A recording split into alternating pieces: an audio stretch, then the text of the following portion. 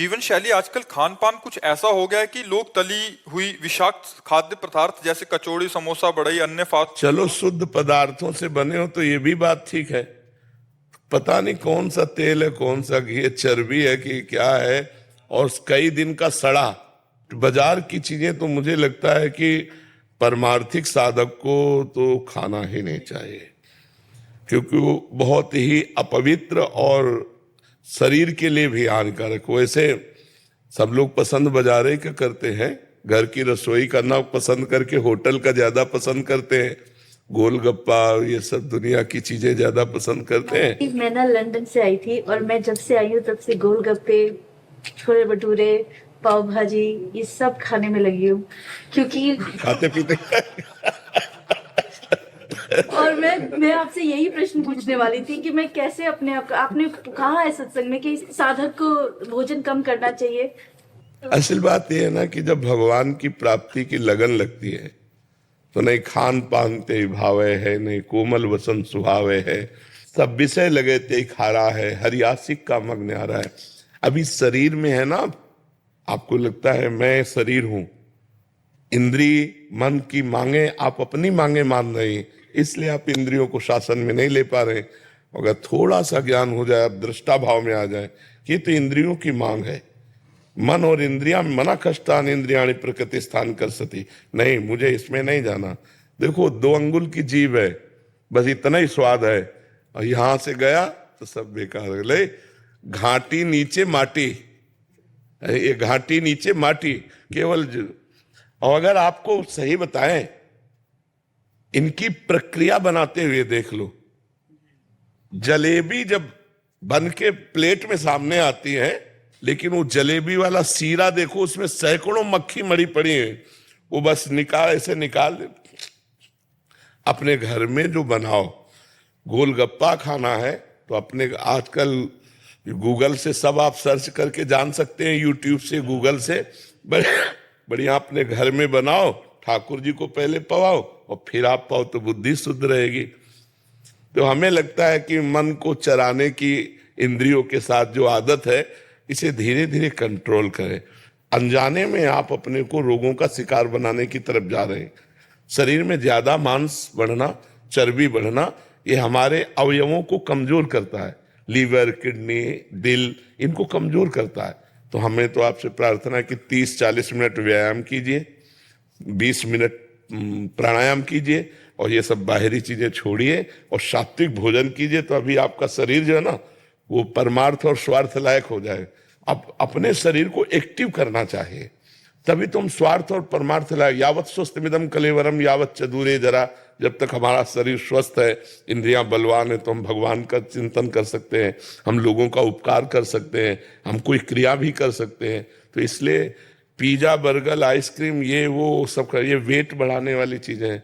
अरहर की दाल, मूंग की दाल और रोटी, अब ये किसको पसंद आएगा? हर की तुरंत बना के दाल ठाकुर जी को भोग लगा के पाओ तो वो स्वादिष्ट है कि वो स्वादिष्ट है?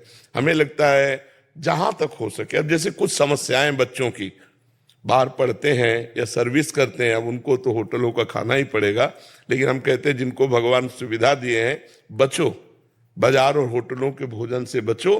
पहली बात अपवित्र, और दूसरी बात स्वास्थ्य हानिकारक है, स्वास्थ्य के लिए पक्का हानिकारक है। तुरंत तुम्हारे लिए आटा लगा के नहीं बनता, वो कई कई दिन का आटा जमा होता है लगा हुआ। तुरंत आपको भोजन मिलेगा तो तुरंत आटा थोड़ी लगाया है, तुरंत दाल थोड़ी उबाली, कब का है। आप बासी खाना पसंद करेंगे तो तमोगुण बढ़ जाएगा, भजन में वृत्ति नहीं रहेगी। तो भोजन सुधार तो भजन सुधार हो जाएगा। भोजन सुधार तो हमारे कर्तव्यों का पालन करने की। महाराज जी, आप कहते हैं कि भगवान हमेशा हमारे हर सुख या दुख में साथ होते हैं, तो महाराज जी जब हम कोई निर्णय लेते हैं तो कैसे पता चले कि वो सही है या गलत? कैसे पता चले कि हम जो निर्णय लेने? तस्मात् शास्त्रम प्रमाणम ते कार्याकार्यो व्यवस्थितौ। इसके लिए शास्त्र प्रमाण है कि हमारा संकल्प गलत है, मन का, या सही है। शास्त्रों का ज्ञान नहीं है तो सत्संग सुनो, सत्संग से पता चल जाएगा। और सबसे बढ़िया बात बता रहे हैं, आंतरिक। कोई भी गलत कार्य होगा तो अंदर से एक आवाज आती है, गलत है। आप लोगों को अनुभव होता है कभी? नहीं होता? वो भगवान अंदर अंतरात्मा में गुरु रूप से बैठे। जब आप कोई गलत कार्य करने की सोचोगे तो एक भय आएगा, एक शोक सा आएगा, अंदर यार गलत है, नहीं करना चाहिए, पर मनमानी करके हमसे वो करा लेता है। अगर एक सेकंड थोड़ा सा रुक कर अंतर की बात सुन लो तो आपको किसी से पूछने की जरूरत नहीं, आपकी अंतरात्मा ही गुरु है, वो आपको बता दे कि ये गलत है और ये सही है। पर उसके लिए बहुत सूक्ष्म चिंतन चाहिए, नहीं तो मनी राम ऊपर से ऐसा फेंक देंगे कि आपको लगेगा कि अंतरात्मा की आवाज है।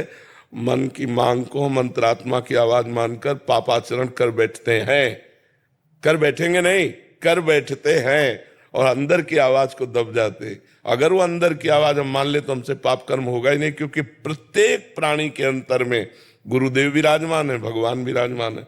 अखंड मंडलाकारम व्याप्तम चराचरम, तो सब में गुरुदेव विराजमान है। श्री राम में सब जग जानी, तो सब में भगवान विराजमान है। जब भगवान और गुरुदेव आज्ञा करते हैं, उसकी बात मान ले तो हमसे कोई पाप कर्म नहीं होगा। अगर इतना ज्ञान नहीं है तो शास्त्रों को पढ़ो, सत्संग सुनो, तो आपको पता चल जाएगा कि हमारा मन कौन सा गलत संकल्प करता है और कौन सा। वैसे तो बिना पढ़े लिखे भी पता चल जाता है कि गलत हमारा मन सोच रहा है या सही सोच रहा है। राहुल नागर जी, ग्रेटर नोएडा से। राधे राधे सभी। राधे राधे महाराज जी। महाराज जी, मेरे द्वारा जो भी गलत काम वो पाप जाने अनजाने में हुए, उनका पश्चाताप कैसे करूं कि जिससे नई जिंदगी की शुरुआत हो? पढ़े लिखे हो, भागवत का पाठ कर डालो एक बार, और हर समय भगवान का नाम सुमिरन करो। और एक बार भागवत श्रीमद् भागवत महापुराण सर्व पापों का प्रायश्चित कराने में सर्व समर्थ है। घोर पापी वैश्यागामी नीच 7 दिन भागवत सुनकर परम पद का अधिकारी हो गया, धुंधकारी। स्पष्ट कलयुग में परम पद प्रदान करने के लिए भागवत गरज रही है। यदि आप संस्कृत पढ़ लेते हो जी महाराज जी, तो बहुत बढ़िया रहेगा। एक माँ श्रीमद् भागवत गीता प्रेस से खरीद लो और रोज 1 अध्याय 2 अध्याय रोज पाठ करो तुम स्वयं, हिंदी और संस्कृत दोनों का, और पूरी भागवत पढ़ डालो और फिर नाम जप करते रहो, तो आगामी पाप की संभावना नहीं रह जाएगी, पूर्व के सारे पापों का नाश हो जाएगा। और 30 मिनट नाम कीर्तन करो 24 घंटे में, 30 मिनट आधा घंटा ऐसा निकालो जो तुम्हें नाम प्रिय, उसका कीर्तन करो। नाम संकीर्तनम यस्य सर्व पाप प्रणाशनम, भगवान के नाम का कीर्तन समस्त पापों का नाश कर देता है। तो भगवान की लीला कथा, भगवान का नाम कीर्तन, भगवान का नाम जप, ये परम पद प्रदान कर देगा। पापों का नाश तो स्वाभाविक हो जाएगा, पाप प्रवृत्ति का नाश हो जाएगा। समझ पा रहे हैं आप?